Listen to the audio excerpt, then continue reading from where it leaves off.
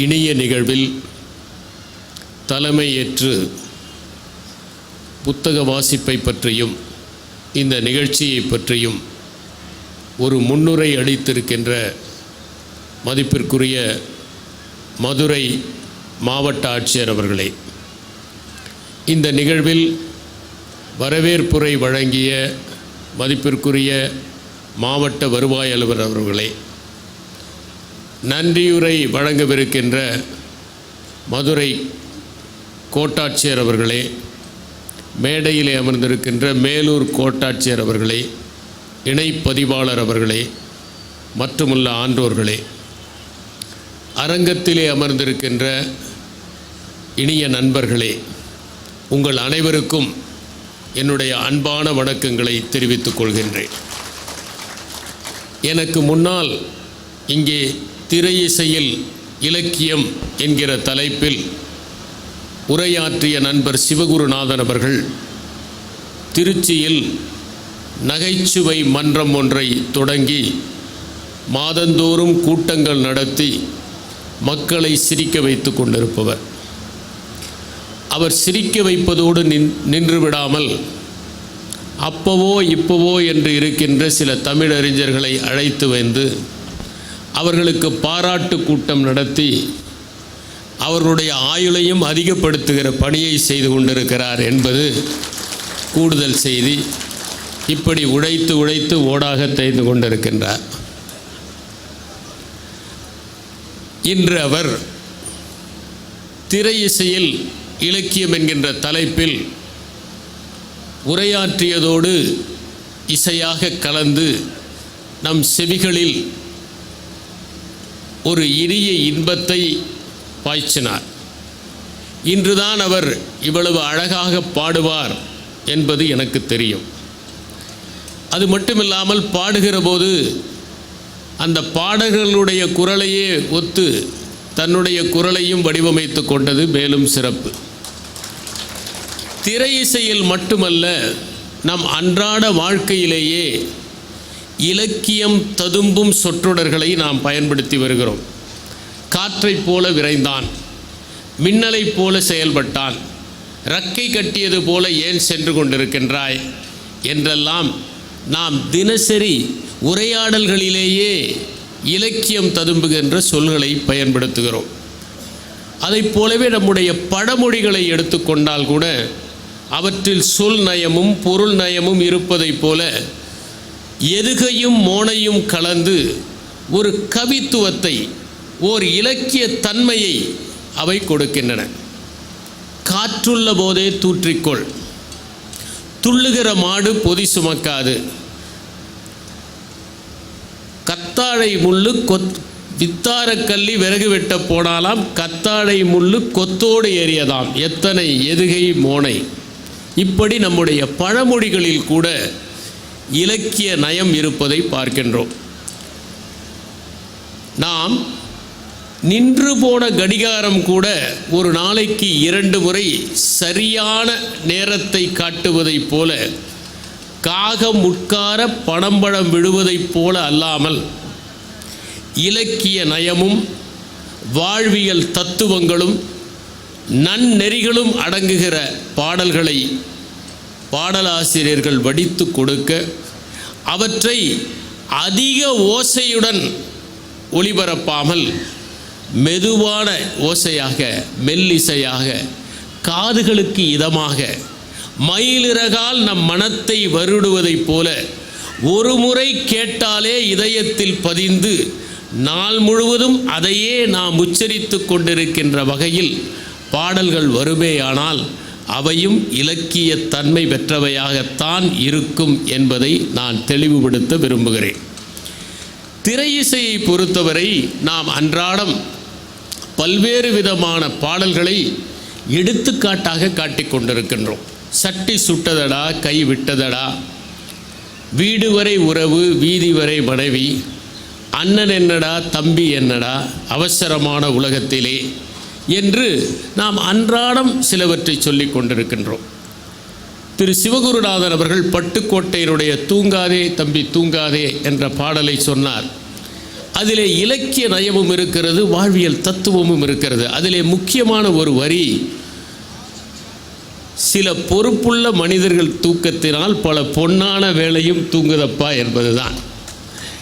கண்ணதாசன் அவர்கள் தன்னுடைய பாடல்களில் இலக்கியத்தை கலந்து, இலக்கிய நயம் கலந்து எழுதி அவற்றை இனிய இசையோடு கலந்து கொடுப்பதற்கான முயற்சியை மேற்கொண்டு, தேனையும் மருந்தையும் கலந்து கொடுத்தால் அந்த குழந்தை எப்படி ஏற்றுக்கொள்ளுமோ அதை போல இசையின் வடிவத்தினால் இதயத்தில் பதிகிற மாதிரி அவற்றை உருவாக்கி தருவதற்கு பொறுப்பாக இருந்தார். அத்திக்காய் காய்க்காய் ஆலங்காய் வெண்ணிலவே என்கிற பாடலை நாம் கேட்டிருக்கின்றோம். அத்திக்காய் என்றால் அது அத்திக்காய் அல்ல, அது அத்திக்காய். அந்த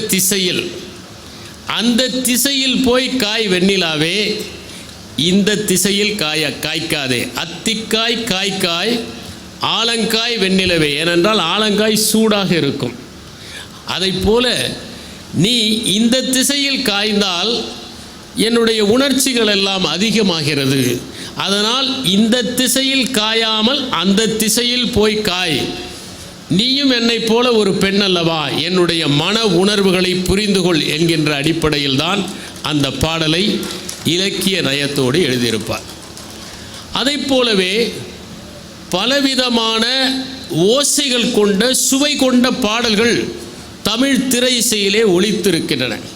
பார்த்தேன், ரசித்தேன், பக்கம் வர துடித்தேன், மலைத்தேன் இவள் என மலைத்தேன் என்கிற பாடலில் தேன் தேன் என்று முடிகிற அதை கவிஞர் வாலி அவர்கள் கண்ணதாசன் மறைந்தபோது சுட்டி காட்டி கண்ணதாசனை புகழ்கிற போது, காட்டுக்குள் தேனீக்கள் கூட்டுக்குள் வைத்ததை பாட்டுக்குள் வைத்தவன் நீ என்று எழுதியிருப்பார். நாம் பாரதியாருடைய பாடல்களை கூட திரை இசையிலே பயன்படுத்தி இருக்கிறோம். நல்லதோர் வீணை செய்தே அதை நலம் கெட புழுதியில் எறிவதுண்டோ, அதை போலவே மனத்தில் உறுதி வேண்டும் என்கிற பாடலை பயன்படுத்தி இருக்கிறோம். ஆடுவோமே பள்ளு பாடுவோமே, நெஞ்சு பொறுக்குதில்லையே இந்த நிலை கெட்ட மனிதரை நினைந்து விட்டால், வெள்ளி பனிமலை மீதுலாவுவோம் சிந்து நதியின் மிசை நிலவினிலே என்று பாரதியாருடைய பல பாடல்கள் திரையிலே ஒலித்திருக்கின்றன. இவற்றை கேட்டு பாமரர்களும் அந்த பாடல்களை அறிந்து கொண்டு அவற்றை பாடுகிற அளவிற்கு உத்வேகம் பெற்றதுதான் திரை இசை எந்த அளவிற்கு மக்களை கொண்டு செல்லும், மக்களுக்கு இலக்கியத்தை சேர்க்கும் என்பதற்கான வெளிப்பாடு. பாரதியாருடைய பாடல்கள் மட்டுமல்ல, பாரதிதாசனுடைய பாடல்களும் நமக்கு தமிழ் உணர்வையும் நாட்டுப்பற்றையும் ஏற்படுத்தி இருக்கின்றன. சங்கே முழங்கு சங்கே முழங்கு, எங்கள் வாழ்வும் எங்கள் வளமும் மங்காத தமிழென்று சங்கே முழங்கு என்கின்ற அந்த பாடல் நமக்கு மிகப்பெரிய ஒரு எழுச்சியை ஏற்படுத்துகிறது. அவர் புதியதோர் உலகம் செய்வோம் என்று எழுதினார். சித்திரச் சோலைகளில் பாடுகிற தொழிலாளர்களுக்காக அவர் பாடலை எழுதினார். அவர் கெட்ட போரிடும் உலகத்தை வேறொரு சாய்ப்போம் என்று எழுதியது முக்கியத்துவம் பெற்றதாக இருந்தது.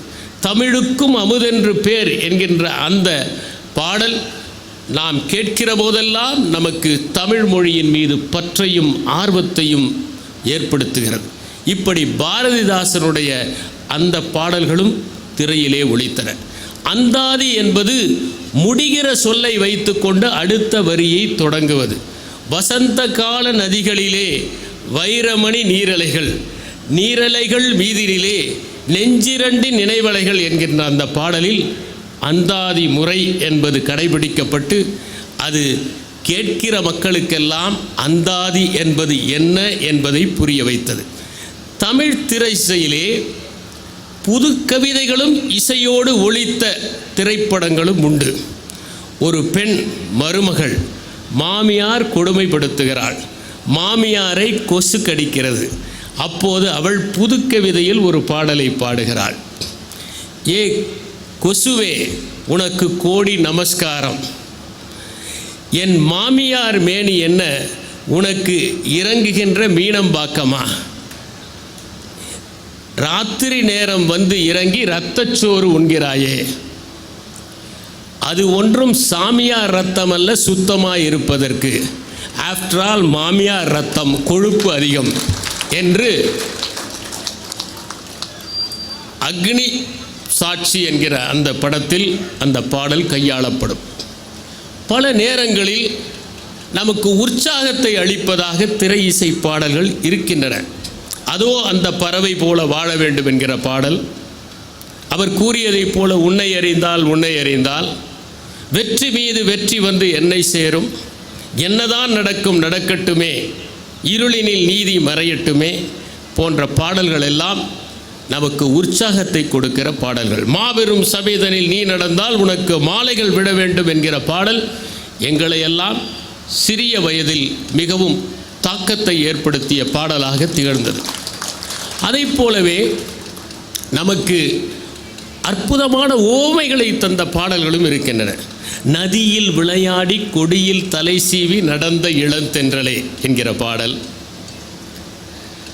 நீ அணிந்திடும் ஆடையில் ஒரு நூலென நான் இருந்திட என்பது காதலை வெளிப்படுத்துகிறது. கூந்தலை பற்றி கூறுகிற போது இரவுகளின் இழையானதா என்பது ஒரு உவமை. இவையெல்லாம் சொக்க வைக்கிற உவமைகள். நாம் விரக்தி அடைந்த போதும் நம்மை உற்சாகப்படுத்துகிற பாடல்கள் உண்டு. வெற்றி பெற்ற மனிதரெல்லாம் புத்திசாலி இல்லை, புத்தியுள்ள மனிதரெல்லாம் வெற்றி பெற்றதில்லை, நெஞ்சம் உண்டு நேர்மையுண்டு ஓடு ராஜா, அங்கே சிரிப்பவர்கள் சிரிக்கட்டும் அது ஆணவ சிரிப்பு போன்ற பாடல்கள் எல்லாம் நாம் விரக்தியாக இருக்கிற போதும் நம்மை உற்சாகப்படுத்துகிற பாடல்கள். சோகமாக இருக்கிற போது கேட்கிற பாடல்களும் திரை இசையிலே உண்டு. பிறக்கும் போதும் அழுகின்றான், இறக்கும் போதும் அழுகிறான் என்ற பாடல், மன்னவனே அழலாமா கண்ணீரை விடலாமா என்கிற பாடல். இப்படி தமிழ் திரை இசையிலே பல்வேறு விதமான திரைப்பாடல்கள் இலக்கிய நயத்துடன் ஓமை நயத்துடன் கேட்போரை உற்சாகப்படுத்தும் விதத்தில் எழுதப்பட்டிருக்கின்றன. திரு சிவகுருநாதன் அவர்கள் குறிப்பிட்டதைப் போல இலக்கியத்திலிருந்தும் எண்ணற்ற பாடல்கள் எடுத்து கையாளப்பட்டிருக்கின்றன. அவர் சொன்னதைப் போல நாம் மங்கையுறுத்தி மலர் கொய்வாள் வான்முகத்தை பங்கயமென்றெண்ணி பாய்வண்டை செங்கையால் காத்தாள கைமலரை காந்தலென பாய்தலுமே வேர்த்தாளை காணென்றான் வேந்து என்பது நலவெண்பாவிலே வருகிற ஒரு பாடல். அதை பற்றி அவர் குறிப்பிட்டார். கம்பராமாயணத்திலே சொன்னார்.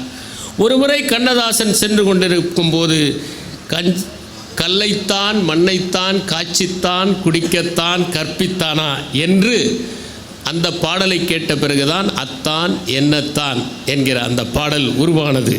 அது மட்டுமல்ல, தமிழ் திரை இசையிலே சில பாடல்களை பற்றிய விவாதங்களும் நடந்திருக்கின்றன.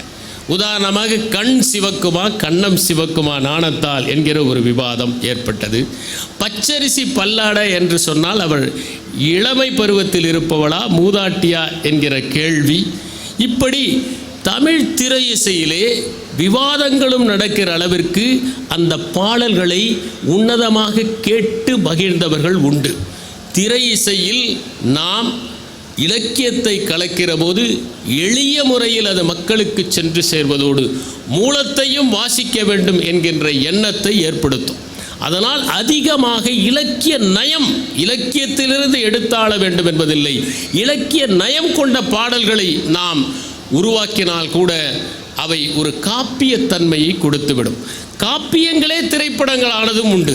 மேக்பத் என்கின்ற படம் ஒரு மேக்பத் என்கின்ற அந்த ஷேக்ஸ்பியரின் நாடகம் ஒரு திரைப்படமானது. அதை போலவே பிக்மேலியன் என்பது ஒரு திரைப்படமானது.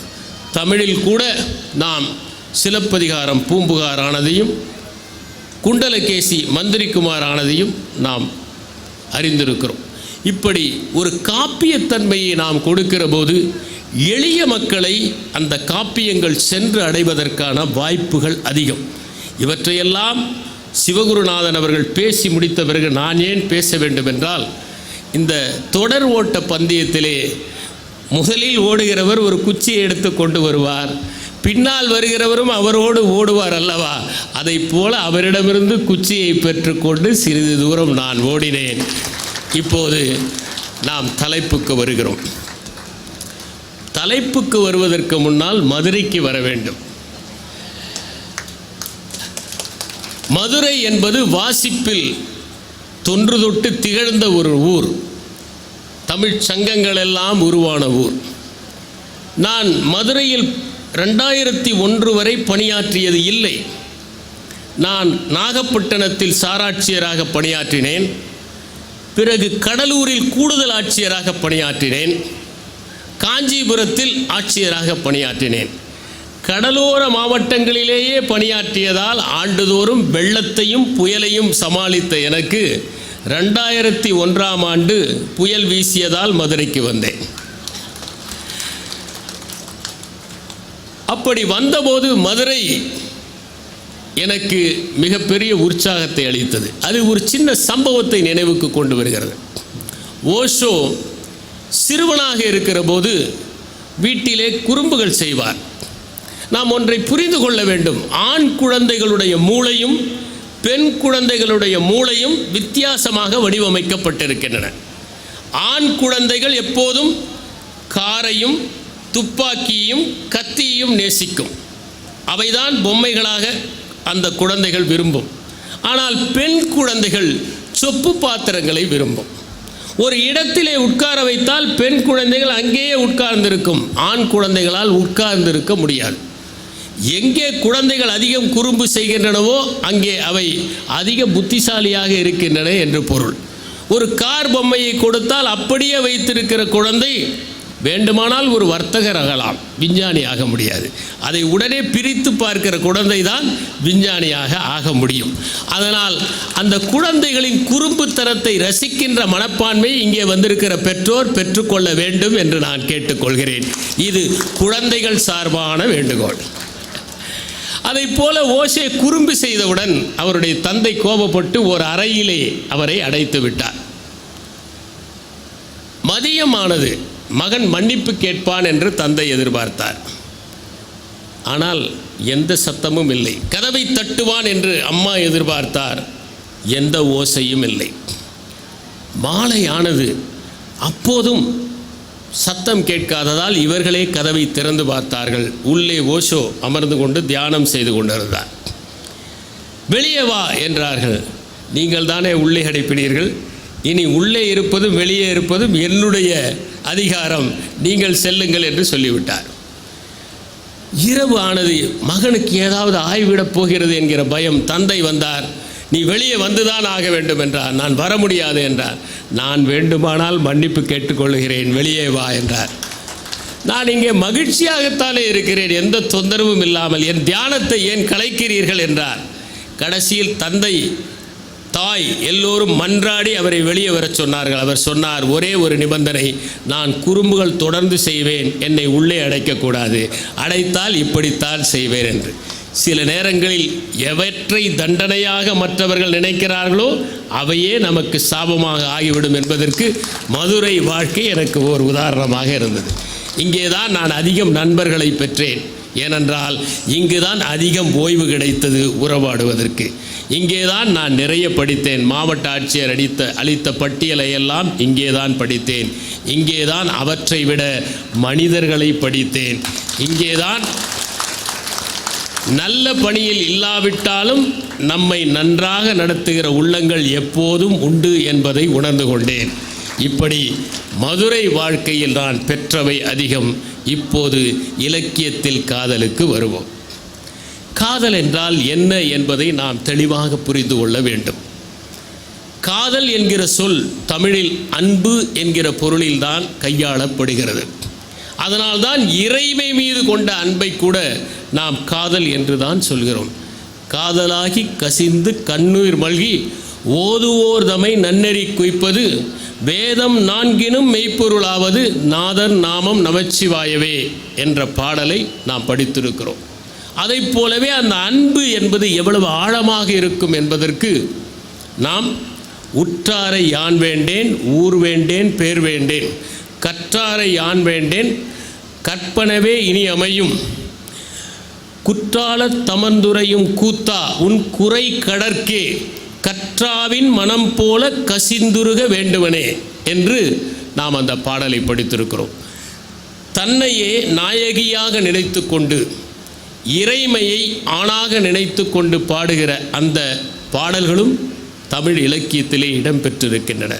முன்னம் அவன் நாமம் கேட்டாள், மூர்த்தி அவன் வடிவம் கேட்டாள், பின்னம் அவன் ஆரூர் கேட்டாள், பேர்ந்தும் அவளுக்கே பிச்சியானால், அன்னையும் அத்தனையும் அன்றே நீத்தார், அகன்றால் அகலிடத்தார் ஆசாரத்தை, தன்னை மறந்து தன் நாமம் கேட்டாள், தலைப்பட்டாள் நங்கை தலைவன் தாளே என்பது தன்னை ஒரு நாயகியாக இறைவனை ஒரு நாயகனாக நினைத்து கொண்டு பாடுகிற பாடல். ஆனால் அதை போலவே நண்பர்களிடம் கொண்டிருப்பதையும் காதல் என்று சொல்வதுண்டு, பெற்றோரிடம் கொண்டிருப்பதையும் காதல் என்று சொல்வது. சிலருக்கு பணியின் மீது அதிகமான அன்பு இருக்கும், உங்கள் மாவட்ட ஆட்சியரை போல, அதையும் ஒரு காதல் என்று தான் சொல்வதுண்டு. இப்படி எல்லாவற்றையும் காதல் என்று சொன்னாலும் நாம் அவற்றை காதல் என்று நினைப்பதில்லை. நம்மை பொறுத்தவரை ஓர் ஆணின் பெயரை சொன்னால் பெண்ணுக்கும், ஒரு பெண்ணின் பெயரை சொன்னால் ஆணுக்கும் ஏற்படுகிற நரம்புகளை கிளுகிளுப்பூட்டும் உணர்வைத்தான் நாம் காதல் என்று குறிப்பிடுகின்றோம்.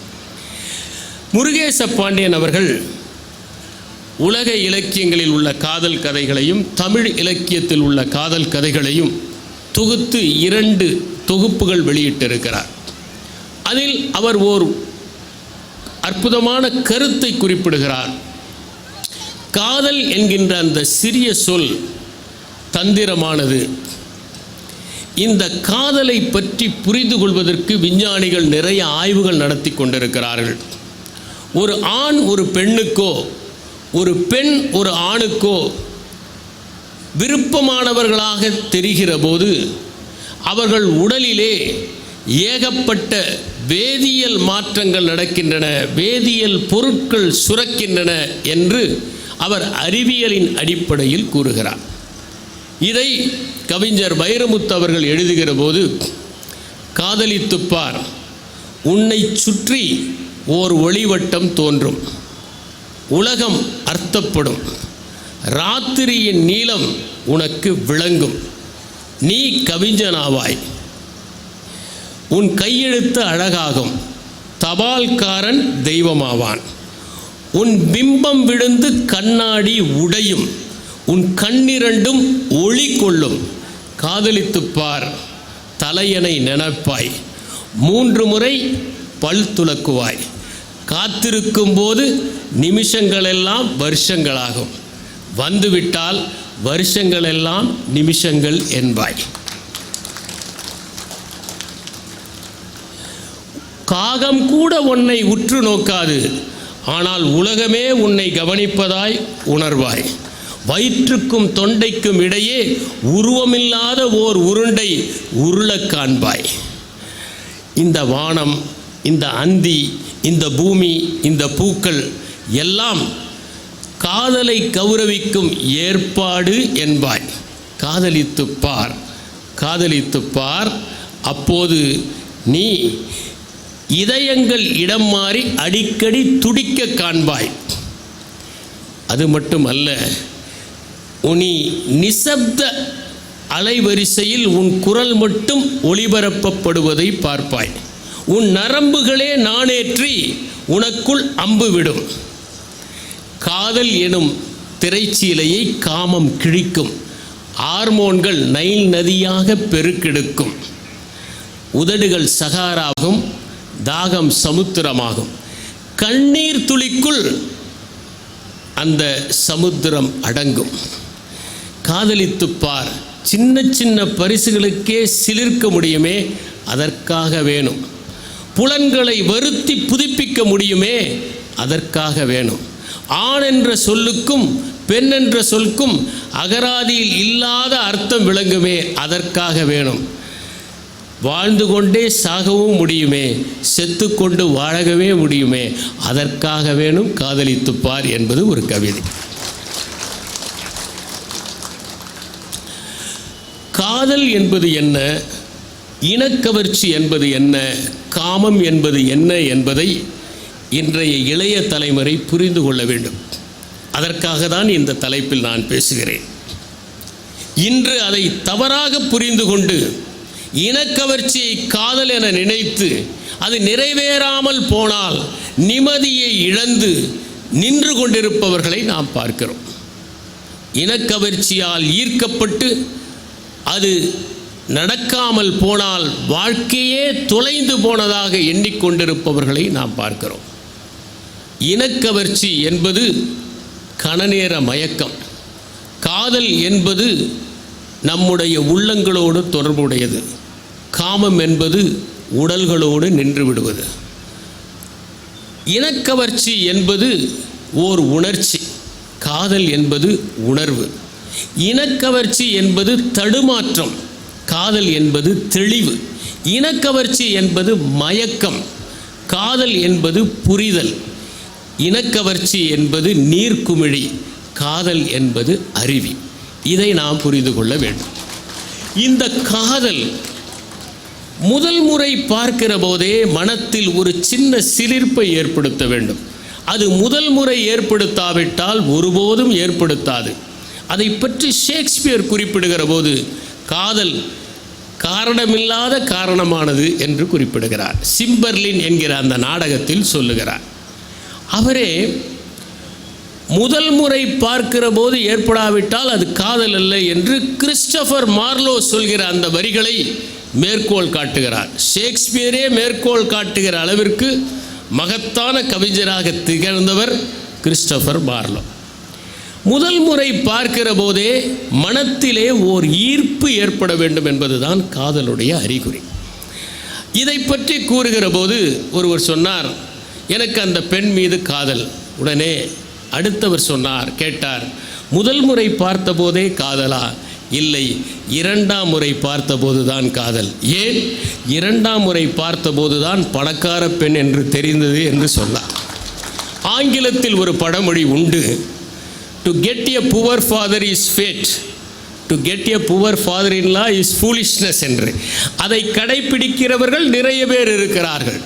ஆனால் அதே நேரத்தில் நம்முடைய தமிழ் இலக்கியமான பட்டினப்பாலையில் காதல் எவ்வளவு தூய்மையானது என்பதை பற்றி குறிப்பிடுகிற போது, முட்டாச்சிறப்பின் பட்டினம் பெறினும் வாரிருங்கூந்தல் வயங்கிழை ஒழிய வாரேன் வாழிய நெஞ்சே.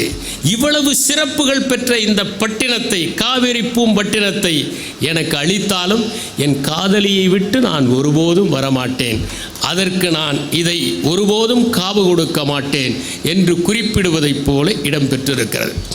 இது எப்படி மலர வேண்டும்?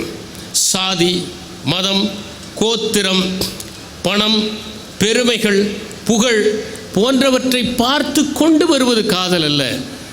இது அனைத்தையும் பார்த்து கொண்டு வந்தால் அது ஒரு விதமான அனுசரிப்பு, ஆங்கிலத்தில் அகாமடேஷன். ஆனால் தமிழை பொறுத்தவரை, தமிழ் இலக்கியங்களை பொறுத்தவரை இவற்றையெல்லாம் தாண்டி ஒருவரை ஒருவர் நேசிக்க வேண்டும் என்பதை மிக அழகாக தமிழ் இலக்கியம் குறிப்பிடுகிறது. யாயும் ஞாயும் யாராகியரோ, எந்தையும் நுந்தையும் எவ்வழி கேளீர், யானும் நீயும் எவ்வழி அரிதும், செம்புல புயல் நீர் போல அன்புலை நெஞ்சம் தாம் கலந்தனவே என்பது ஒரு சங்கப்பாடல்.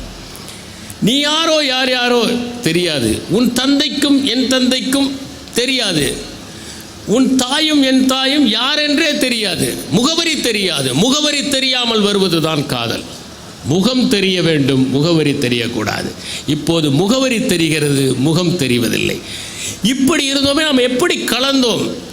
செம்மண்ணிலே தண்ணீர் பெய்தால் அந்த செம்மண்ணையும் தண்ணீரையும் பிரித்து எடுக்க முடியாத அளவுக்கு இரண்டும் ஒரே நிறத்தை அடைந்து விடுவதைப் போல இந்த அன்புடை நெஞ்சம் தாம் கலந்தன.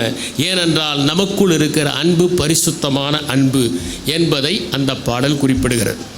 இதை வைத்து கவிஞர் மீரா ஒரு கவிதை எழுதியிருப்பார், இன்று எப்படி இருக்கிறது என்று. எனக்கும் உனக்கும் ஒரே ஊர், வாசுதேவ நல்லூர், நீயும் நானும் ஒரே மதம், திருநெல்வேலி சைவ பிள்ளைமார், உன் தந்தையும் என் தந்தையும் உறவினர் மைத்துனன்மார்கள், எனவே அன்புடை நெஞ்சம் தாம் கலந்தனவே என்று எழுதியிருப்பார். இது இன்றைய நடைமுறையில் எவற்றையெல்லாம் பார்த்து அந்த காதல் வருகிறது என்பதை குறிப்பிடுவதைப் போல எழுதப்பட்டிருக்கிறது. இதிலே முக்கியமான ஒன்று என்னவென்றால், நாம் அந்த காதலின் பெயரை கேட்டால் காதலனுக்கு ஒரு கிளர்ச்சியும், காதலியின் பெயரை கேட்டால் காதலனுக்கு ஒரு கிளர்ச்சியும் ஏற்படுவதை பார்க்கிறோம். அந்த பெயரே அவர்களுக்குள் ஒரு மிகப்பெரிய சிலிர்ப்பை ஏற்படுத்தி விடுகிறது. அதனால்தான் ஒருவர் எழுதினார், உன் பெயரை மீண்டும் மீண்டும் உச்சரித்த போதுதான் இனிப்புக்கு இன்னொரு அர்த்தம் இருக்கிறது என்பதையே அறிந்து கொண்டேன் என்று. இவர்கள் எப்படி பார்த்து கொள்வார்கள்? இதை பற்றி உடல் மொழி இலக்கியம் என்ன சொல்கிறது, உடல் மொழி விஞ்ஞானம் என்ன சொல்கிறது என்பதை நாம் புரிந்து கொள்ள வேண்டும். ஒருவர் இன்னொருவரை பார்க்கிற போது 3 நொடிகளுக்கு மேல் தொடர்ந்து பார்த்தால் அவர்களை சந்தித்து பேச வேண்டும் என்கிற ஆர்வம் இருக்கிறது என்று பொருள். தொடர்ந்து 3 நொடிகளுக்கு மேல் ஒருவரையே பார்த்து கொண்டிருந்தால் அவர்களுக்கு ஆர்வம் என்று பொருள். அந்த 3 நொடிகள் பார்க்காமல் இருக்கிறதற்காக 2 நொடிகள் பார்த்துவிட்டு எங்கேயோ பார்ப்பது போல பார்த்து மறுபடியும் அவர்களை பார்ப்பார்கள். நாம் பார்க்காத போது பார்ப்பது, அப்படி ஆர்வமாக இருவரும் சந்தித்துக் கொள்கிற போது கண்களில் இருக்கின்ற அந்த கருவிழி விரிய வேண்டும். பியூப்பிள் என்பது டைலேஷன் ஆஃப் த பியூப்பிள் என்று சொல்வார்கள். நீங்கள் கண் மருத்துவர்களிடம் போனால் அவர்கள் செய்கிற அந்த டைலேஷன் இல்லை, இது காதல் செய்கிற டைலேஷன். அவர்கள் கண்களின் அந்த கருவிழி விரியும். இதனால் ஒரு காலத்தில் பொதுமகளிர் பெலோடானா என்கிற ஒரு திரவத்தை தன்னுடைய கண்களிலே ஏற்றிக்கொண்டு வீதிகளில் நிற்பார்கள் என்று எழுதப்பட்டிருக்கிறது. அது மட்டுமல்ல, விளம்பரங்களில் ஒரு பொருளை பார்த்தால் அந்த பெண்ணினுடைய அந்த கருவிழி விரிவதை போல காட்டுவதற்கு மருந்தை போட்டு அடுத்த காட்சி எடுக்கிறார்கள். நாம் அது தானாக விரிகிறது என்று நினைத்து கொண்டிருக்கிறோம். இதை திருவள்ளுவர் தன்னுடைய திருக்குறளில் யான் நோக்குங்கால் நிலன் நோக்கும் நோக்காக்கால் தான் நோக்கி மெல்ல நகும் என்று குறிப்பிடுகிறார். இதை திரைசையிலே கண்ணதாசன் கையாண்டிருக்கிறார். உன்னை நான் பார்க்கும்போது மண்ணை நீ பார்க்கின்றாயே, விண்ணை நான் பார்க்கும்போது என்னை நீ பார்க்கின்றாயே. இன்னொரு பாடலிலும் வந்திருக்கிறது, நான் பெண் பார்த்தேன் அவள் மண் பார்த்தாள் என்று ஒரு பாடல்.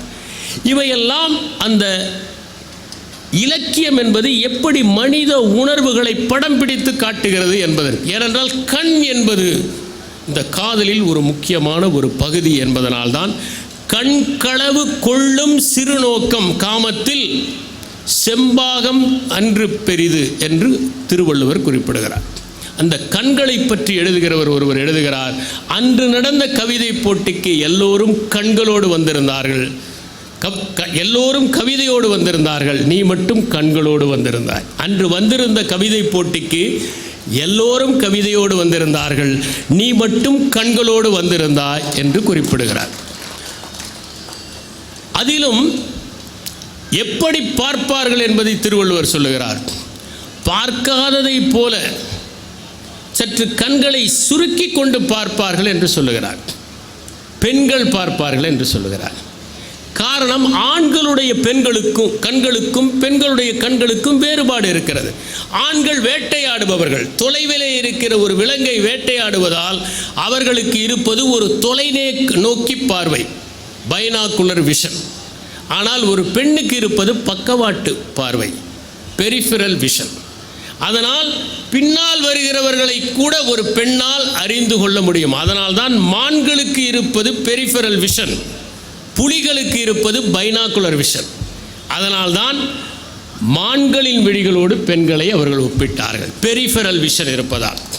அதனால் அவர்கள் சற்று சுருக்கி கொண்டு பார்ப்பார்கள் என்பதையும் திருவள்ளுவர் சொல்கிறார். குறிக்கொண்டு நோக்கின் அல்லால் ஒரு கண் சிறக்கணித்தால் போல நகும் என்று குறிப்பிடுகிறார். இப்படி கண்களை பற்றி கூறுகிற போது எனக்கு ஒரு புது கவிதையும் நினைவுக்கு வருகிறது. மீரா எழுதியது, கனவுகள் கூட்டல் கற்பனைகள் காகிதங்கள் என்கின்ற அந்த ஒரு கவிதை புத்தகத்தில் எழுதியிருப்பார். உன்னை முதல் முறை பார்க்கிற போது என் இதயத்தில் ஒரு முள் தைத்தது, முள்ளை முள்ளால் தானே எடுக்க வேண்டும், எங்கே இன்னொரு முறை பார் என்பதுதான் அந்த 1980களில் வந்த மீராவினுடைய புகழ்பெற்ற கவிதை.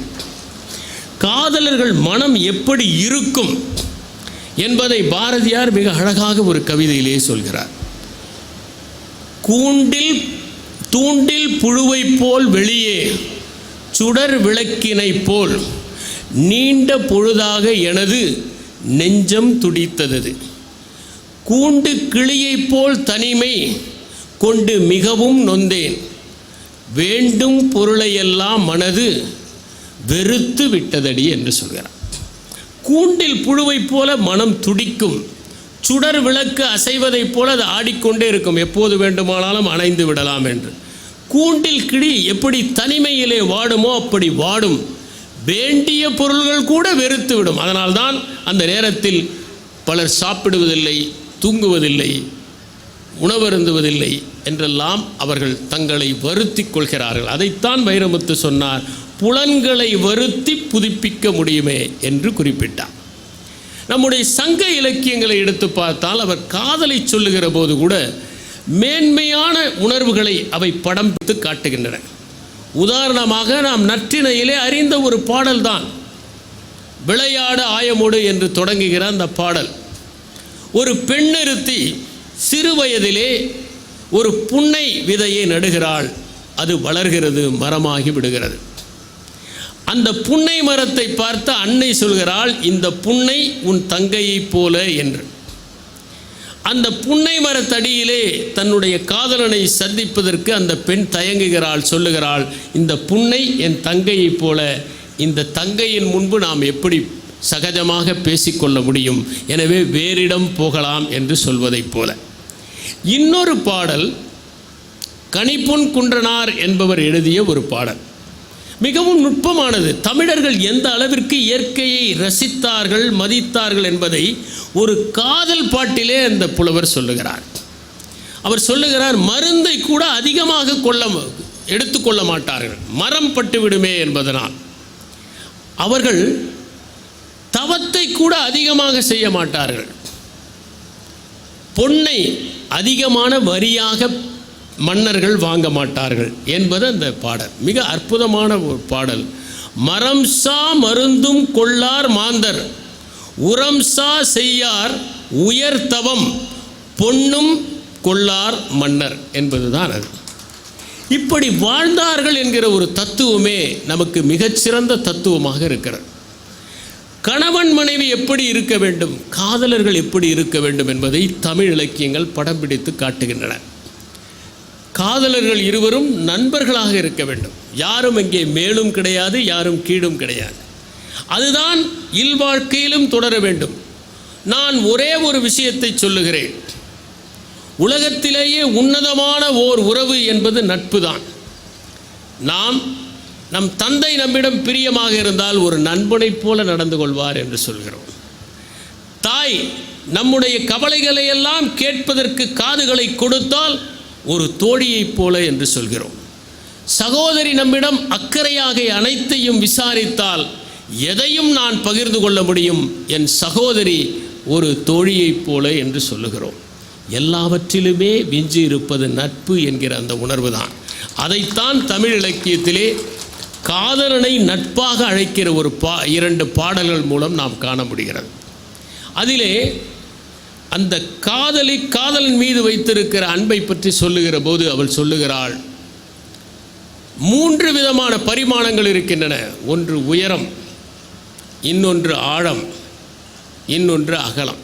இந்த 3 பரிமாணங்களையும் விட அது பெரியது என்று சொல்வதற்காக, இந்த நிலத்தை விட பெரியது, இந்த வானத்தை விட உயர்ந்தது, இந்த உலகத்தில் இருக்கிற நீரை விட அது ஆழமானது, அப்படிப்பட்ட ஒரு நட்பு எங்கள் இருவருக்குள்ளும் இருக்கிறது என்று சொல்வதற்காக, நிலத்தினும் பெரிதே வானினும் உயர்ந்தன்று நீரினும் ஆர் அளவு அன்றே சாரல் கருங்கோல் குறிஞ்சிப்பூ கொண்டு பெருந்தேன் இழைக்கும் நாடனது நட்பே என்பது அந்த பாடல்.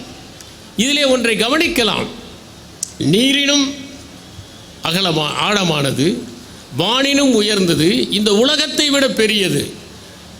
அங்கே அவள் கூறுவது மலைச்சாரலிலே வாழ்ந்து கொண்டிருக்கிற தலைவன். மலை என்பது உயரத்தை குறிக்கிறது. எங்கள் நட்பு உயரமானது. அது மட்டுமல்ல, குறிஞ்சிப்பூ என்பது அபூர்வமானது. 12 ஆண்டுகளுக்கு ஒரு முறைதான் பூக்கும். அதைப்போல எங்களுடைய காதலும் அபூர்வமானது. குறிஞ்சி பூக்கிற போது ஒன்றை கண்டுபிடித்திருக்கிறார்கள், நிறைய மகரந்தம் சுரக்கும். அதனால் அப்போது அந்த தேனீக்கள் வந்து அந்த மகரந்தத்தை மோந்து கொண்டு போகிற போது தேனடைகளெல்லாம் தேனால் நிரம்பி வழியும். குடம் குடமாக தேன் கிடைக்கிற பருவம்தான் அந்த குறிஞ்சி பூ பூக்கின்ற பருவம். அதைப் போல எங்கள் அன்பு குடம் குடமான தேனை போன்ற ஒரு அன்பு. அங்கே எதற்கு தேன் வருகிறது என்றால், தேன் ஒன்றுதான் எப்போதும் கெடாமல் இருக்கின்ற ஒரு பண்டம். எப்போதுமே எங்கள் அன்பு இதைப் போலவே நீடித்து இருக்கும் என்று சொல்வதற்காகத்தான் அந்த பாடல். இதே ஒரு கருத்தை இன்னொரு பாடலிலும் நாம் காண முடிகிறது. அதில் நட்பு என்கின்ற ஒரு சொல் கையாளப்படுகிறது. கடல் சூழ் மண்டலம் பெரினும் விடல் சூழன் யான் நின்னுடை நட்பே என்பதுதான். ஆக சங்க காலத்திலே தமிழர்கள் காதலை ஒரு நட்பாக பார்த்திருக்கிறார்கள். காதலர்கள் நட்போடு இருந்திருக்கிறார்கள் என்பதை நாம் புரிந்து கொள்ள முடிகிறது. இந்த சூழலில் காதலர்கள் இருவரில், கணவன் மனைவியரில் யார் அதிகம் விட்டு கொடுக்க வேண்டும் என்கிற கேள்விக்கு நம்முடைய இலக்கியங்களில் பதில் கிடைத்திருக்கிறது. கணவன் தான் விட்டு கொடுக்க வேண்டும், ஆண் தான் விட்டு கொடுக்க வேண்டும் என்பதை அழுத்தம் திருத்தமாக நம்முடைய பாடல்களில் நாம் பார்க்க முடிகிறது. நற்றிணையிலே ஒரு பாடல், தலைவன் சென்று விடுகிறான் பொருள் ஈட்டுவதற்காக, தலைவி இங்கே பிரிவாற்றாமையில் இருக்கிறாள். அப்போது அவளுக்கு ஆறுதல் சொல்லுகிற தோழி சொல்லுகிறாள், தலைவன் பாலை நில வழியாக போவான், அப்போது பெண் களிறு பசியோடு இருக்கும் என்பதற்காக அந்த பாலை நிலத்திலே இருக்கிற அந்த களிறு அந்த பெண் யானைக்கு பட்டையை உரித்து கொடுக்கும். அப்போது உன் நினைவு வரும், உன் மீது அன்பு செலுத்த வேண்டும் என்பதற்காக அவன் திரும்பி வருவான் என்று. இங்கே ஆண் யானை தான் பெண் யானைக்கு பட்டையை உரித்து கொடுக்கிறது. நசை பெரிதுடையர் நல்கரும் நல்குவர், பிடி பசி களைய மென்சினை யாம் பொழிக்கும், அன்பின தோழி அவர் சென்றவாறே என்பது அந்த பாடல். பிடி பசி களைய யாம் பிளக்கும் பொழிக்கும் என்பது அந்த பாடல். பிடியினுடைய பசியை களைப்பதற்காக பட்டையை உரித்து கொடுக்கும் என்பது. இதை போன்ற ஒரு காட்சியை 550 என்கிற நூலிலும் நாம் பார்க்க முடியும். ஒரு ஆண்மானும் ஒரு பெண்மானும் சிறிதளவு நீர் இருக்கிற பாலை நிலத்திலே சேர்த்து கொண்டிருக்கின்றன. இரண்டுக்கும் தாகம் எடுக்கிறது. அந்த ஆண்மான் தண்ணீரை குடிப்பதைப் போல வாயை வைக்கிறது, பெண்மான் குடிக்கிறது. தான் குடிக்க மறுத்தால் அந்த பெண்மானும் குடிக்காது என்பதற்காக ஆண்மான் குடிப்பதைப் போல நடிக்கிறது, பெண்மான் குடிக்கிறது என்று அந்த பாடல். சுனையின் சிறுநீரை எய்தாதென்றெண்ணி பிணைமாத்தன் இனிதுண்ண வேண்டி கலைமாத்தன் கள்ளத்தின் ஊச்சும் சுரம் என்ப காதலர் உள்ளம் படர்ந்த நெறி என்பது அந்த பாடல். இப்படி ஆண்கள் விட்டு கொடுக்க வேண்டும், எந்த சூழலிலும் இணைபிரியாமல் காதலர்கள் இருக்க வேண்டும் என்பதை தமிழ் பாடல்களில் பார்க்கிறோம். அதை போலத்தான் ஒரு கவிதை கவிஞர் வைரமுத்து எழுதியிருப்பார். எனக்கு சம்மதம்தான், நீ மாலையாக இருந்தால் அதில் ஒரு மலராக இருக்க மட்டுமல்ல, நீ பாலையாக இருந்தால் அதில் ஒரு மணலாக இருக்கவும் என்று. பாலையாக ஆகிற போது மணலாக இருக்கவும் சம்மதிக்கின்ற போதுதான் அது உண்மையான அன்பாக இருக்க முடியும். கவிஞர் மு மேத்தா ஒரு கவிதை எழுதியிருப்பார், நீ என்னை காதலிக்காவிட்டாலும் பரவாயில்லை, வேறு யாரையும் காதலிக்கவில்லை என்றாவது எனக்கு சொல் என்பதுதான் அந்த கவிதை. மகாகவி பாரதி காதலை பற்றி கண்ணன் பாட்டிலே மிக அழகாக எழுதியிருக்கிறார், குயில் பாட்டிலே எழுதியிருக்கிறார். அவர் எழுதிய வரிகள் புகழ்பெற்றவை. காதல் காதல் காதல் காதல் போயின் காதல் போயின் சாதல் சாதல் சாதல் என்பது. அவர் இன்னொரு இடத்திலே சொல்கிறார், காதலை எண்ணி கரைகிறேன் இளையனில் சாதலை எண்ணி தவிக்கிறேன் என்று சொல்லுகிறார். காதலோ காதல், இனி காதல் கிடைத்திடலேல் சாதலோ சாதல் என்று கூறுகிறார். இதை கவிக்கோ அப்துல் ரஹ்மான் அவர்கள் கூறுகிற போது, நீ என்னை காதலிக்காவிட்டால் என்ன, ஒரு பக்கம் பற்றினாலும் நெருப்பு நெருப்பு தான் என்று கூறுகிறார். அப்போது அவர் சொல்கிறார், காதலோ காதல் காதல் காதல் காதல் போயின் காதல் போயின் சாதல் சாதல் சாதல் என்றான் பாரதி. அது தவறு. காதல் காதல் காதல் காதல் வந்தால் காதல் வந்தால் சாதல் சாதல் சாதல் என்று காதல் வயப்பட்டவருடைய வேதனையை குறிக்கிற வகையில் கவிஞர் அப்துல் ரஹ்மான் அவர்கள் ஒரு கவிதையை எழுதியிருக்கிறார். நம்முடைய சங்க காலத்திலும் ஒரு பாடல் இருக்கிறது. அது என்னவென்றால், நான் சாவதற்கு அஞ்சுவதில்லை, ஆனால் இன்னொரு பிறப்பு வந்தால் என் காதலன் என்னை மறந்து விடுவானோ என்பதுதான் என்னுடைய அச்சம் என்று அந்த பாடல் கூறுகிறது. அது சொல்கிறது, சாவது அஞ்சேன் அஞ்சுவல் சாவின் பிறப்பு பிரிது ஆகுமே ஆயின் மறக்குவன் கொன் என் காதலன் எனவே என்பதுதான் அந்த பாடல். பாரதிதாசன் காதலை பற்றி சொல்லுகிற போது, காதல் இலா உலகம் சூனியம், புவி காதலினால் நடக்கும் என்று குறிப்பிடுகிறார். அரிஸ்டாட்டில் காதலை பற்றி கூறுகிற போது, ஒரு ஆன்மாவில் 2 உடல்கள் இருப்பதுதான் காதல் என்று கூறுகிறார். காதலை பற்றி ஷேக்ஸ்பியர் கூறுகிற போது, காதலின் பாதை எப்போதுமே எளிமையானதல்ல, அது முரடானது என்று கூறுகிறார். அவருடைய மச் அடு அபவுட் நத்திங் என்கிற அந்த நாடகத்தில் காதல் என்கிற வார்த்தையை கூட மென்மையாகத்தான் உச்சரிக்க வேண்டும் என்கிறார். சத்தமாக உச்சரிக்கக்கூடாது, மென்மையாக உச்சரியுங்கள் என்று கூறுகிறார். கிரேக்க இலக்கியத்திலே மகத்தான காதலர்களை பற்றிய சித்திரங்கள் எல்லாம் வரையப்பட்டிருக்கின்றன. ஆர்பியஸ் என்கிற ஒரு இசைக்கலைஞன் தன்னுடைய மனைவியை அவ்வளவு நேசிப்பான். அவள் இறந்து விடுகிறாள். அவள் உயிரை மீட்பதற்காக பாதாள உலகத்திற்கு செல்லுகிறான். அங்கே அவன் இசைக்கிறான். அவ்வளவு அருமையான இசை, பாறைகள் எல்லாம் உருகுகிற இசை, மரங்கள் எல்லாம் அசைகிற இசை, பறவைகள் எல்லாம் பாடுவதை நிறுத்திவிட்டு வானிலேயே நின்று விடுகிற அளவிற்கு இனிமையான இசை. அதை அவன் வாசிக்கிறான். வாசித்தவுடன் பாதாள லோகத்தில் மரணத்தின் தேவன் கூட மனத்தில் உருகி போய், உன் மனைவியை அழைத்து கொண்டு போ, ஆனால் அவள் உன் பின்னால் வருவாள், திரும்பி பார்க்கக்கூடாது என்று சொல்லுவான். கலீல் கிப்ரான் சொல்லுவார், தயவு செய்து நீங்கள் திரும்பி பார்க்காதீர்கள், உங்கள் நிழல் எலும்புக்கூடுகளின் மேல் விழுவதற்கல்ல, உங்கள் பார்வை வானத்தில் நட்சத்திரங்களை பார்ப்பதற்காக. ஆனால் ஆர்பியஸ் சாதாரண மனிதன், மனைவியின் மீது அன்பு வைத்தவன். திரும்பி பார்க்கிறான், அவன் மனைவி தொலைந்து போகிறாள். வருகிறான், சோகத்திலேயே பாடுகிறான் என்பதுதான் அந்த காவியம். நாம் கிரேக்க இலக்கியங்களை பார்த்தால் நமக்கு தெளிவாக ஒன்று புரியும். அவற்றில் பல நுட்பங்கள் காதலை மையமாக வைத்து எழுதப்பட்டிருக்கின்றன.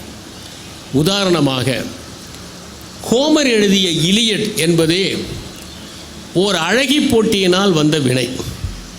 12 தேவதைகள் வரவழைக்கப்படுகிறார்கள், ஒரு தேவதை வரவில்லை. அவள் ஒரு தங்க ஆப்பிளை உருட்டி விடுகிறாள், அழகான தேவதைக்கு இந்த பரிசு என்று. 12 தேவதைகளுக்குள் போட்டி, யார் அழகான தேவதை என்று. அதில் 3 பங்கெடுத்துக் கொள்கிறார்கள். அதில் ஒரு தேவதை நடுவராக பாரிஸ் என்கிற ஒருவனை தேர்ந்தெடுக்க வேண்டும் என்று. ஒவ்வொரு தேவதையும் ஒன்றை சொல்லி அவனை வசீகரிக்க நினைக்கிறது. ஆனால் நீ அழகான பெண்ணை மணந்து கொள்வதற்கு ஏற்பாடு செய்கிறேன் என்று சொன்ன தேவதைக்கு மயங்கி அவளையே அழகியாக தேர்ந்தெடுக்கிறான். அவள்தான் ஹெலன். அந்த ஹெலனை சந்தித்து அவளோடு ட்ராய் நகருக்கு செல்லுகிறான். அதற்கு பிறகு நடப்பது தான் அந்த முழுமையான அந்த படம். அந்த இலியட் என்பதே அந்த ட்ராய் நகரோடு நடக்கிற யுத்தம் தான் அதிலே சித்தரிக்கப்பட்டிருக்கிறது. திரும்பி வருகிறான் யுலிசஸ். யுலிசஸை மிகவும் நேசிக்கிறவள் அவனுடைய மனைவி பெனிலோப் என்பவள்.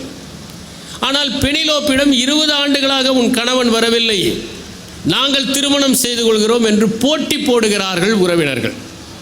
அவள் என்ன செய்கிறாள் என்றால், கணவன் மீது கொண்ட அன்பினால் தன் மாமனாருக்கு ஒரு சவத்துணி நெய்வதாக சொல்லி பகலெல்லாம் நெய்வாள், இரவெல்லாம் அதை பிரித்து போடுவாள். அவ்வளவு அன்பு கொண்டவளாக இருக்கிறாள் அந்த பெனிலோப் என்பது.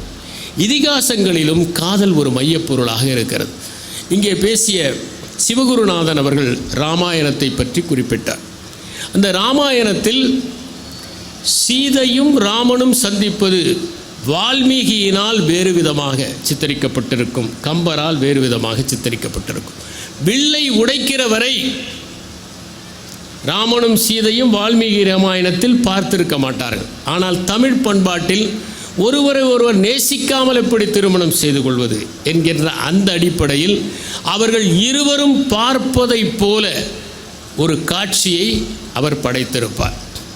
அண்ணலும் நோக்கினாள் அவளும் நோக்கினாள் என்கின்ற அந்த வரிகள் அப்படித்தான் கம்பராமாயணத்தில் இடம்பெற்றிருக்கிறது. நாங்கள் படிக்கிற போது நகைச்சுவையாக மக்கள் சொல்வார்கள், அண்ணலும் நோக்கினால் அவளும் நோக்கினால், அடித்து விரட்டுவதற்கு அப்பனும் நோக்கினான் என்று அதை எழுதுவார்கள்.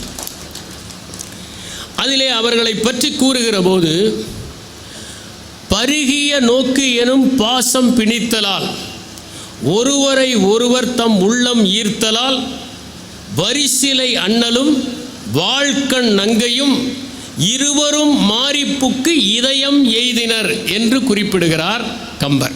இதுதான் கம்பருடைய அந்த கவித்திரத்திற்கும் ஒரு எடுத்துக்காட்டு. இருவரும் ஒருவரை ஒருவர் முதலில் விரும்ப வேண்டும். வில்லை உடைப்பதற்கு முன்னால் வில்பவர் வேண்டும். அப்போதுதான் அவர்களுக்குள் அந்த நேசம் படியும் என்று கம்பர் கருதினார். கலீல் கிப்ரான் காதலை பற்றி கூறுகிற போது, உழைப்பை பற்றி சொல்லுகிற போது ஒன்று சொல்லுகிறார். உழைப்பு என்பது வெளியே தெரிகிற அன்பு. நீங்கள் ஒருவர் மீது அன்பு வைத்திருக்கிறீர்கள் என்றால் அவர்களுக்கு என்ன செய்து தரப்போகிறீர்கள்? மகனுக்கு நீங்கள் விருப்பமான உணவை செய்து தருகிறீர்களா? அதுதான் அன்பு. உங்கள் காதலர்களுக்கு ஏற்ற மாதிரி உழைப்பை சிந்துகிறீர்களா? அதுதான் அன்பு. நீங்கள் யாரை நேசித்தாலும் உழைப்பு தான் வெளியே தெரிகிற அன்பாக இருக்கிறது என்கிறார் அவர். அன்பை பற்றி அல் முஸ்தபா தீர்க்கதரிசியிலே பேசும்போது ஒன்றை குறிப்பிடுகிறார். காதல் என்பது உன்னிடம் வருகிற போது அது செங்குத்து பாதையாக இருந்தாலும் கரடுமுரடான பாதையாக இருந்தாலும் அதற்கு சம்மதம் கொடு. உண்மையான காதல் தன்னைத்தான் தரும், தன்னைத்தான் பெற்றுக்கொள்ளும். அது கையகப்படுத்தவும் நினைக்காது, கையகப்படுத்தவும் அனுமதிக்காது என்று சொல்கிறார். அவர் எழுதிய மகத்தான காதல் காவியம் ஒன்று உண்டு, முறிந்த சிறகுகள் என்பதுதான் அது, புரோக்கன் விங்ஸ். அதில் அவர் உண்மையான தன்னுடைய காதல் கதையை எழுதியிருப்பார். அதில் செல்மா கெராமி என்கிற அந்த பெண்ணோடு தனக்கு ஏற்பட்ட காதலையும் அது நிறைவேறாமல் போனதையும் பற்றி எழுதியிருக்கிறார். உலகத்திலே அதிகம் பேர் வாசிக்கிற காதல் கதைகள் நிறைவேறாமல் போனவைதான். ஏனோ சோகத்தை தான் மனிதர்கள் அதிகம் விரும்பி வாசிக்கிறார்கள். அதனால்தான் தமிழில் கூட அம்பிகாபதி, அமராவதி, பிறகு உலக இலக்கியங்களிலே ரோமியோ ஜூலியட், அதற்கு பிறகு நமக்கு நன்றாக தெரியும் லைலா மஜ்னு போன்றவையெல்லாம் நிறைவேறாக காதல்களை கொண்டவை. இந்த காதலின் வரலாறு என்கின்ற ஒரு புத்தகத்தை டயன் அக்கர்மன் என்பவர் எழுதியிருக்கிறார். அதில் அவர் ரோமியோ ஜூலியட்டை பற்றி குறிப்பிடுகிற போது, ஷேக்ஸ்பியர் எழுதியது ஒன்றும் புதியது அல்ல, இது ஏற்கனவே பல ஆண்டுகளாக எழுதப்பட்டு வந்த ஒரு கதை. ஆந்தியா அண்ட் அப்ரகோமாசும் என்கிற ஒரு கதை 2ஆம் நூற்றாண்டிலேயே எஃபிசியஸ் என்பவரால் எழுதப்பட்டது. அதைத்தான் ஷேக்ஸ்பியர் எழுதினார். பிறகு 16ஆம் நூற்றாண்டிலே ஸ்போனியஸ் இதிலே அவர் கேப்புலட்டும் மாண்டகஸும் என்கிற ஒரு நூலாக அது எழுதப்பட்டது என்றெல்லாம் டயன் அக்கர்மன் காதலின் வரலாறு என்பதில் குறிப்பிடுகிறார். காதல் கதைகளில் தோல்வியானதை பெயர்கள் தான் மாறுகின்றன, மற்றபடி அது தொடர்ந்து கொண்டே தான் இருக்கிறது என்பதை நாம் உணர முடியும். காதலை பற்றி குறிப்பிடுகிற போது ரவீந்திரநாத் தாகூர் அற்புதமான ஒரு கருத்தை சொல்லுகிறார். அது புற அலங்காரத்தை பார்த்து அக மகிழ்ச்சியை தேடிக்கொள்கின்ற ஒன்று என்று குறிப்பிடுகிறார். புற அழகு முக்கியமல்ல, அக அந்த மகிழ்ச்சி தான் முக்கியம் என்று கூறுகிறார். அவரும் கூறுகிறார், கையகப்படுத்துவதும் இல்லை, கையகப்படுத்திக் கொள்ள அனுமதிப்பதும் இல்லை. ஏனென்றால் உண்மையான காதல் என்பது அதிக சுதந்திரத்தை அளிக்கிறது என்று தெரிவிக்கின்றார். காதல் என்கின்ற அந்த ஒன்று வருகிற போது நேரம் நின்று விடுகிறது, இடம் உறைந்து விடுகிறது. அதனால்தான் அதை எல்லோரும் நேசிக்கிறார்கள். அந்த நொடியில் வாழ்வதற்கான ஓர் உணர்வு காதலால் பிறக்கிறது. அதை மிக அழகாக பாரதிதாசன் சொல்வார். சாதலும் வாழ்தலும் அற்ற இடம், அணு சஞ்சலமேனும் இல்லாத இடம், மோதலும் மேவலும் அற்ற இடம், மொய்த்தலும் நீங்களும் அற்ற உடம், காதல் உணர்வெனும் உலகம் என்று குறிப்பிடுகிறார். அந்த இடத்திலே நாம் கரைந்து போய்விடுகிறோம். நாமே கரைந்து போய்விடுகிற போது அங்கே இடம் எங்கே வரப்போகிறது? அங்கே நேரம் என்ன இருக்கிற போது? அங்கே நேரம் நின்று விடுகிறது, இடம் காணாமல் போகிறது, உணர்வு மட்டுமே தூக்கலாக இருக்கிறது என்பதைத்தான் பாரதிதாசன் தன்னுடைய கவிதையிலே குறிப்பிட்டிருக்கிறார். 2 கதைகளை நான் உங்களிடம் பகிர்ந்து கொள்ள விரும்புகிறேன்.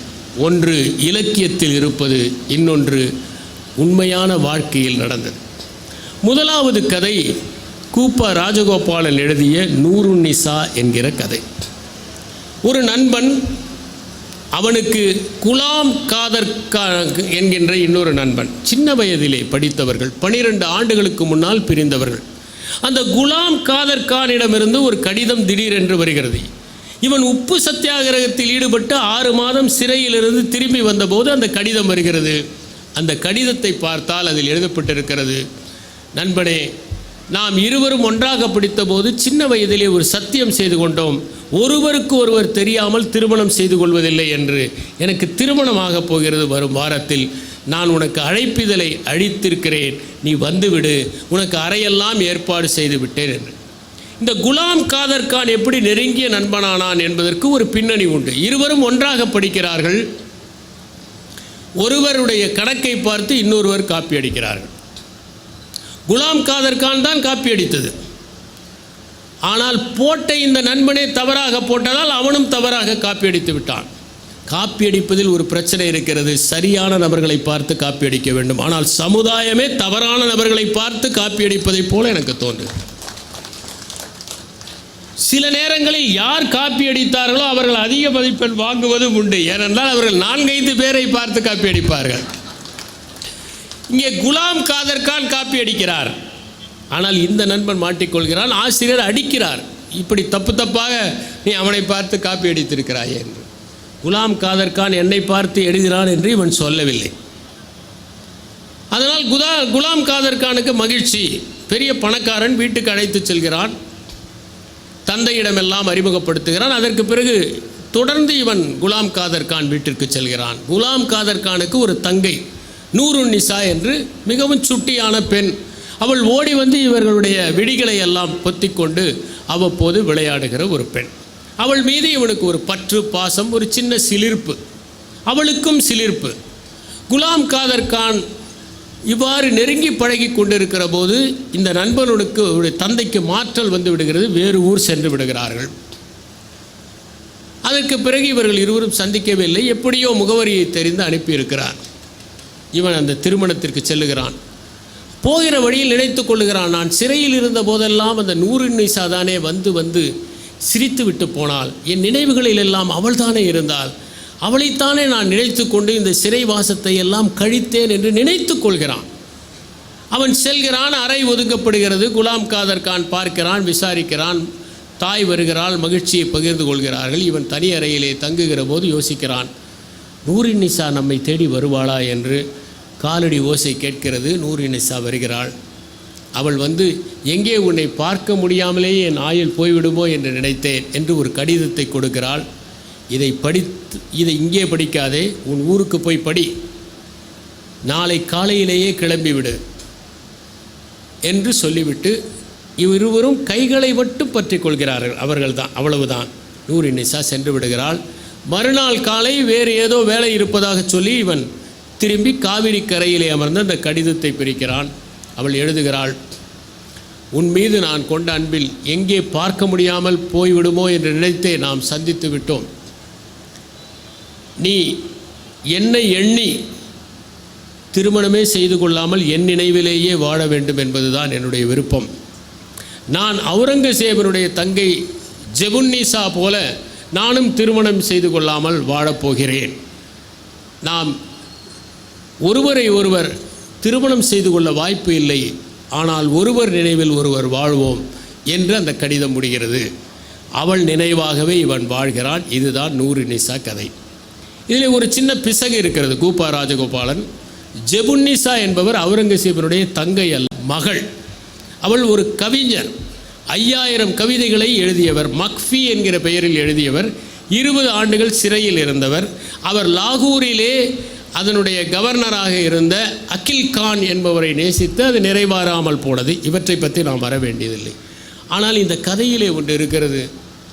காதல் என்பது உடலை தாண்டியது, உணர்வுகள் தான். ஒருவருடைய நினைவிலேயே இருந்து விடுவது கூட சில நேரங்களில் மகிழ்ச்சியாகத்தான் இருக்கும். அதைத்தான் இது சொல்கிறது. ஒருவர் எழுதினார், என் உதடுகளுக்கு கூட உன் பெயர் தெரிந்துவிடக்கூடாது என்பதற்குத்தான் உன் பெயரை உச்சரிக்காமலேயே இருக்கிறேன் என்று. அதுபோல உன்னதமான காதல் இருக்கத்தான் செய்கிறது. சுந்தர ராமசாமி அவர்கள் புதுமைப்பித்தனுடைய செல்லம்மா என்கிற கதையை பற்றி சொல்லுகிற போது, இது உலகத்தின் தலை சிறந்த காதல் கதைகளில் ஒன்று என்பார். அது என்ன? வயதான ஒரு செல்லம்மா, உடல்நிலை முடியவில்லை, படுத்த படுக்கை, இருமிக்கொண்டே இருக்கிறாள். சகல நேரமும் கணவன் அவளுக்கு பணிவிடை செய்கிறான்.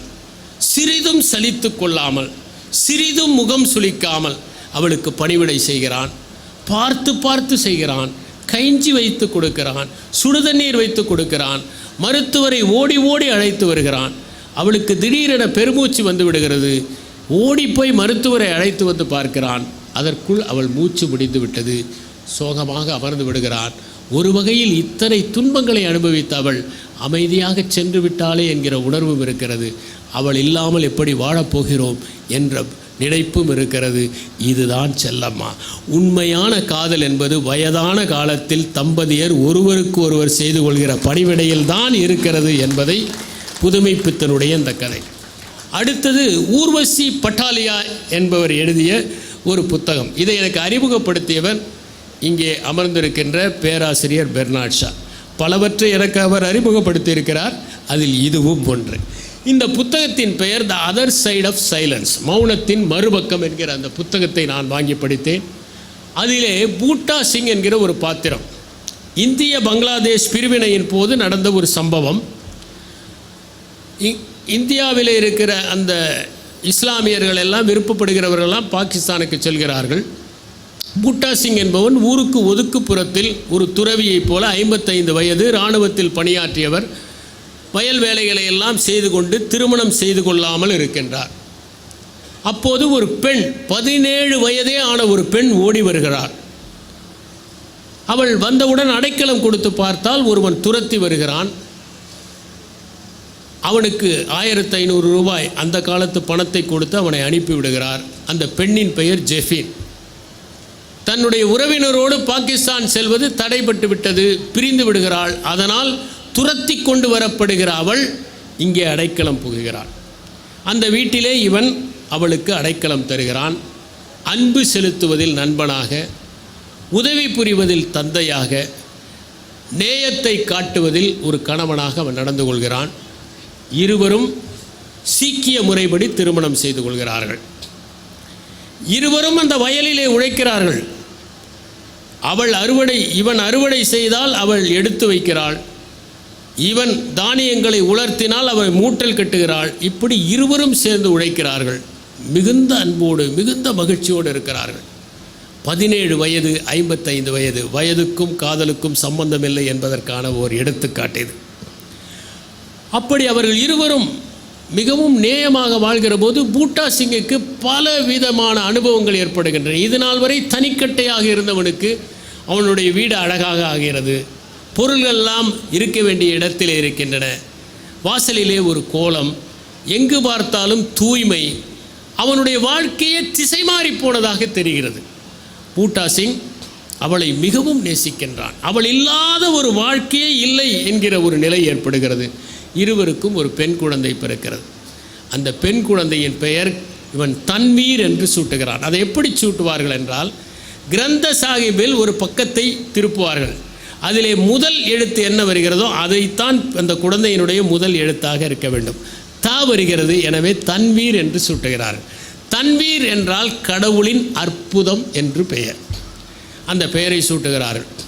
அதற்குள் பூட்டாவின் உறவினர்கள் எல்லாம் இந்த வயதானவன் ஒண்டிக்கட்டை செத்து போனால் நமக்கு சொத்து கிடைக்கும் என்று நினைத்து கொண்டிருந்தவர்கள் சென்று இப்படி ஒரு பெண், இஸ்லாமிய பெண் இருக்கிறாள் என்று தூதரகத்திலே புகார் கொடுத்து விடுகிறார்கள். தேடிக்கொண்டு வருகிறார்கள். அவளை பிடித்து கொண்டு போகிறார்கள். அவளுடைய சொந்த கிராமம் அடையாளம் காணப்பட்டு விட்டதாக சொல்லுகிறார்கள். அவளை அங்கே அனுப்பிவிடுகிறார்கள். பூட்டா சிங்கால் தாங்க முடியவில்லை. தானே ஒரு இஸ்லாமியராக மாறிவிடுவது என்று முடிவெடுத்து இத்தனை நாள் ஒரு சின்ன ரோமத்தை கூட களையாமல் வளர்த்த தன்னுடைய சிகையை தியாகம் செய்து தன்னுடைய பெயரை ஜமீல் அகமது என்று மாற்றிக்கொள்கிறார். கடவுளின் அற்புதம் என்று பெயர் வைத்த அந்த தன்வீரனுடைய பெயரை சுல்தானா என்று மாற்றிவிடுகிறான். அந்த பெண்ணை தூக்கி கொண்டு அவன் அங்கே போகிறான். அங்கே போய் எந்த விசாவும் இல்லாமல் அவன் சென்றபோது ஜெஃபினுடைய சகோதரர்கள் அவனை மொத்து என்று மொத்துகிறார். விசா இல்லாமல் சென்ற காரணத்தால் காவலர்களால் கைது செய்யப்படுகிறான், நீதிமன்றத்தில் நிறுத்தப்படுகிறான். அப்போது அவன் சொல்லுகிறான், இந்த ஜெஃபின் என்கிற பெண்ணுக்கும் எனக்கும் திருமணமாகிவிட்டது, என்னை அவளோடு அனுப்புங்கள், எங்களுக்கு குழந்தை கூட இருக்கிறது, இவள் தான் சுல்தானா, நானே இஸ்லாமியராக மாறிவிட்டேன், இதில் என்ன பிரச்சனை இருக்கிறது, அனுப்புங்கள். ஆனால் ஜெஃபினுடைய சகோதரர்கள் அவளை மிரட்டுகிறார்கள், நீ மட்டும் திருமணமாகி அவனோடு சென்று விடுவதற்கு ஒப்புக்கொண்டால் அவனையும் காலி செய்து விடுவோம் என்று. நீதிமன்றத்திலே ஏறுகிறாள். உனக்கு அவரோடு செல்ல சம்மதமா என்று கேட்டபோது இல்லை என்று சொல்லிவிடுகிறார். கனத்த இதயத்தோடு, கசங்கிய உள்ளத்தோடு, நசுங்கிய மனத்தோடு அந்த சுல்தானாவை கூட்டிக் கொண்டு அவன் ரயில் நிலையத்துக்கு வருகிறான். ஒரு புது சட்டையை வாங்கி அணிவிக்கிறான். ரயிலின் முன்னால் குதித்து பாய்ந்து தற்கொலை செய்து கொள்கிறான். அவன் அந்த சட்டை பையிலே அந்த சுல்தானா அவருடைய சட்டை பையிலே வைத்த கடிதத்தில் ஒன்றே ஒன்று சொல்லியிருக்கிறது, என்னை தயவு செய்து நீங்கள் ஜெஃபினுடைய ஊரில் இருக்கிற சுடுகாட்டில் புதையுங்கள் என்பதுதான். ஆனால் புதைக்கப்பட்டாலும் அதை தோண்டி எடுத்து விடுகிறார்கள். கடைசியில் அவரை அதே ஊரில் புதைக்கிறார்கள். இஸ்லாமிய இளைஞர்கள் இரவு பகலாக காவல் காக்கிறார்கள். இதுதான் ஒரு அற்புதமான உண்மையிலேயே நடந்த ஒரு சோக காதல் கதை. உண்மையான அன்பு இருக்கிற போது எப்படியெல்லாம் இதயங்கள் ஒன்றை ஒன்று நேசிக்கும் என்பதற்கான ஒரு உதாரணம்தான் நடைமுறையிலும் இது நடக்கும், இலக்கியங்களில் மட்டுமல்ல என்பதற்கான எடுத்துக்காட்டு. அன்பு பரிசுத்தமாக இருக்க வேண்டும், உடலை தாண்டியதாக இருக்க வேண்டும், அது ஒருவரை ஒருவர் புரிந்து கொள்வதாக இருக்க வேண்டும். அப்படி நிகழ்கிற போதுதான் அது மகத்தான மாற்றங்களை மனத்தில் ஏற்படுத்தும். இல்லாவிட்டால் நாம் பார்க்கிறோம், பல நேரங்களில் காதலர்கள் வென்று விடுகிறார்கள், காதல்தான் தோற்று போய் விடுகிறது. நன்றி, வணக்கம்.